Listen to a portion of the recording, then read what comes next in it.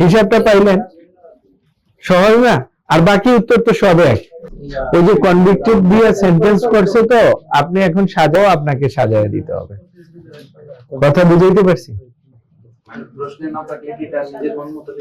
হ্যাঁ, এই যে 8 ইয়ার্স আছে না, আপনি এখন মনে করেন মাথায় বললো না যে 25-এর বিতে আসলে কত বছরের সাজা আছে।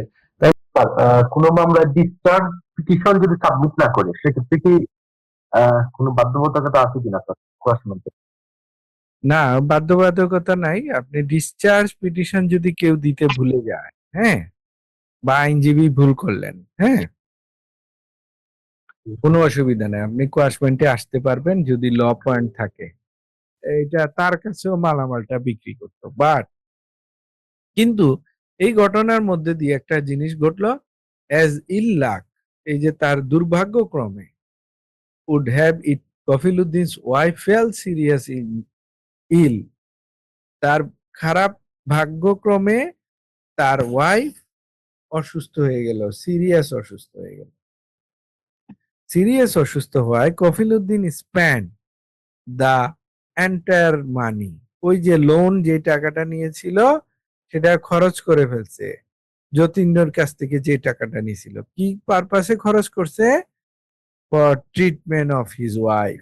দেখলেন, এই যে ওয়াইফের অসুস্থতার ট্রিটমেন্টে সে খরচ করে ফেলছে।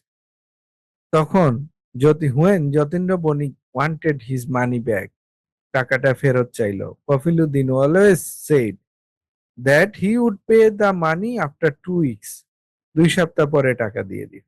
আফটার ওয়েটিং 8 মান্থ, 8 মাস অপেক্ষা করছে, তাও টাকা দেয় নাই। তখন যে Jatindra Banik filed a complaint against Kafiluddin under section 406, পাইলেন?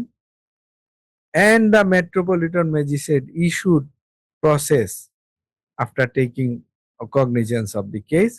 এখন Kafiluddin approach you for quashing the proceedings, prepare a 561. দেখলেন, এই প্রশ্ন